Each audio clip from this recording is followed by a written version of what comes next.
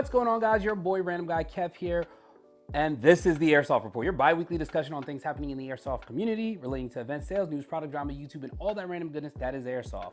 The Airsoft Report is sponsored by High Power Airsoft, the best BBs that truly enhance bio, and don't forget to check out airsoftgi.com and use the code RGK for 5% off your order. If you like the information being provided, don't forget to like, subscribe, and comment. Information in this video will be available on Spotify, Google Podcasts, and Apple Podcasts. Timestamps are provided below, so if you wish to skip ahead, please do so. Don't forget to like, subscribe, and comment.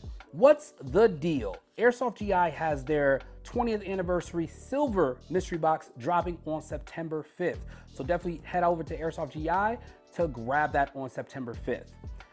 EVIC, their Box of Awesomeness Labor Day Celebration Edition drops August 30th. Head over to evic.com for more information. What's happening in the industry? Navrj just released the SSR9 PCC-styled AEG, so definitely head over to navrj.com for more information. Upcoming events and competitions. Events and competitions are subject to change. Just follow your favorite event producers for more information when those changes happen. September 1st to the 3rd, Stag Ops Midsummer Night 6 in Vermont. September 1st to the 3rd, Milsom West Patrol Challenge 2 in Washington. September 1st to the 3rd, Theta Events, Carolina Outpost in North Carolina. September 2nd and 3rd, American Milson, Copperhead 7 in New Mexico. September 8th to the 10th, Milsom West, the Darrow Line in Pennsylvania. Some competitions coming up. Speed QB's 4v4 limited class at Project N1 in California on September 3rd. KWA's Tactical League Hollywood Invitational is in California on September 9th. So let's get into our topic. If you don't know, you might have heard about it. So a local field that I play at, Strike Force Sports in New York, has put some restrictions on HPAs. Listen up, listen closely. They did not ban HPA. Everybody, if you read the comments, it's hilarious. I'm sorry, it's the funniest thing I've read in a long time. Because people are misconstruing the time frames that they have in place for HPA being banned, essentially. So to me, I think it's hilarious. I'm gonna read it. I'm gonna put it in the video. Starting September 5th, HPA style guns will be allowed to only play on Thursday 6 to 10 p.m., Fridays 6 to 10 p.m. and 10 p.m. to 1 a.m., and Saturdays 10 p.m. to 1 a.m. Keep in mind that the 10 p.m. to 1 a.m. session are still only 16 years of age and up.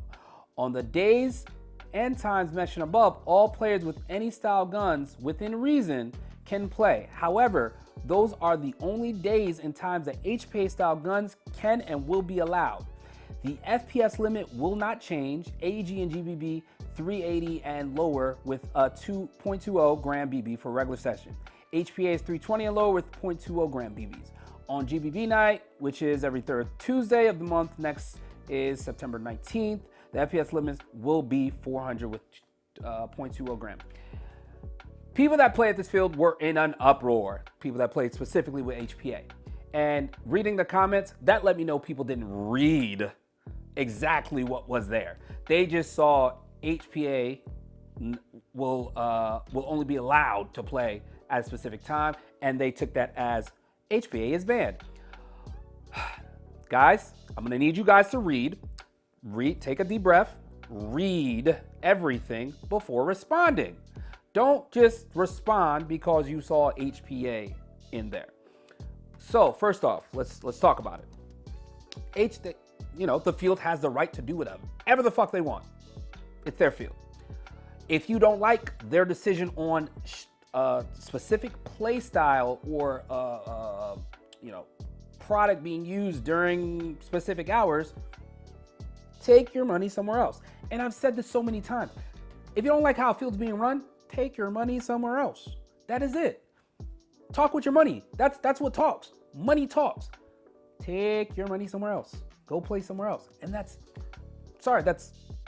my main point right here. Like, take your money somewhere else if you don't like the times being provided. for people to assume that they banned HPA, no. They tailored it to specific time periods. Hey, you guys can only use HPA during this time. And what that means, a lot of children who run HPA and don't have any AGs, they can't run during those specific times because certain times are adults only. You have to be, you can't be on the field. So sorry. I mean, get an AG. I don't know. Be nicer. And I think this came after I've witnessed some situations where HPA styled players would go ham, literally go ham, like finger bang, and the rules, they reiterate the rules one time, right? That's your warning. They give you the warning. Hey, don't do this, don't finger bang, don't do this thing. And they say it, people still do it. And when they do it, they'll give a ban. Most cases, I believe it's a 3-month ban, 3 to 6 month ban, depending on the situation or what's going on. But they already gave you a warning during the briefing. So next thing is the ban. And a lot of times those kids come back. Hey, I'm sorry, mom, I don't have anywhere to play. I won't do it again. Manager and whoever's in charge gives them the benefit of the doubt. Hey, come back, go ahead and play. If this happens again, you're banned for a year. Okay, cool. Do it again, banned for a year, out of here. Banned for 2 years. It is what it is. And I've seen it happen. So it's very interesting where a lot of kids are like, please, help, no, I didn't mean to. Your video on the internet says otherwise because you're and the thing is, they don't like to be separated from the friends who all run the same thing and can dump on whoever's around. And I know a lot of people have witnessed it. I mean, most times I go to the field, I'm running a stock gun, whatever gun that's provided to me, I run a stock and then keep it moving. And I do have video of me tacking a couple people and they're just shrugging it off and keeping it going. I mean, I give people the benefit of the doubt. They didn't feel it. They were on the run. Other times people play there enough to where they think they can abuse the rules. I mean, after a while, and it's always the same style of people that are playing that are being dicks. Yes, you could talk about getting a DSG and kind of doing the same thing, but why would you ruin your own fun? I'm sorry, it's just basic stuff for me. You pay to come play and have a good time. Why would you ruin your fun and ruin other people's fun? And me personally, I'll drop a short clip here because I don't like when people ruin other people's fun. And it's we essentially traded, but I was gonna take it and go back. And then, the kid proceeded to shoot into spawn. I'm sorry, not on my watch. You're not ruining anyone's fun. If they can't come out of spawn, this shit sucks. So, I mean, other than that, in that short clip that you just saw, other than that, I have a couple other clips, but it's the refs were on it, and I didn't have to say anything. But I mean, again, my main thing with Strike Force doing this, and I've seen other fields do the same, something similar.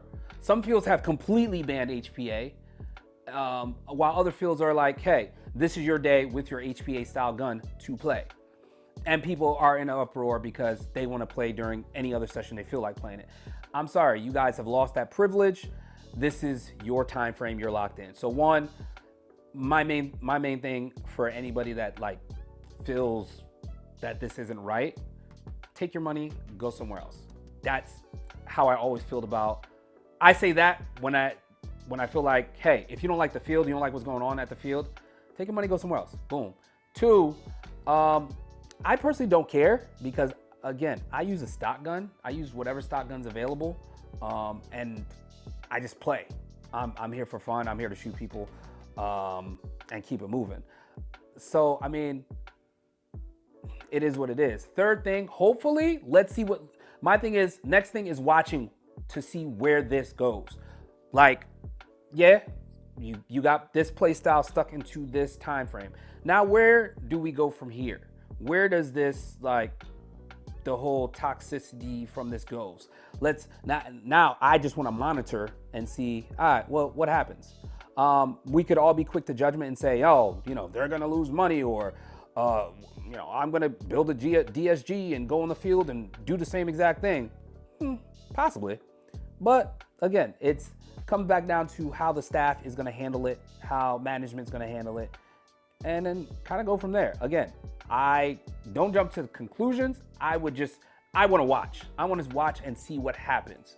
Because yes, if you have played at Strikeforce, you have experienced some form of overshooting in a sense. I mean, what I mean by overshooting is I'm continuously to shoot even though I see a hand is up, and I'm still shooting that person even though their hand is up. I consider that overshooting personally. That's what I consider overshooting. What I do, I shoot until a hand goes up. Once that hand's up, I'm done shooting. But most people, they continue to shoot even though somebody else hit and their hand is going up. They'll put 10, 15 BBs down and keep going. You don't need that many. You can do three. I do a double tap. Sometimes I do a triple. I might go a fourth just in case they didn't feel it before. But I normally go for a leg or ass shot because you don't have any protection there. And most people, I try to give everybody the benefit of the doubt. Okay, that person didn't feel it. Let me shoot them again and go from there. But let me know your thoughts on that. HPA fields designating HPA for a specific time frame, not banning them. They didn't ban them. They designated HPA for a specific time frame, and everybody's kind of butthurt about it. Your thoughts on that, let me know in the comments, and we can take it from there.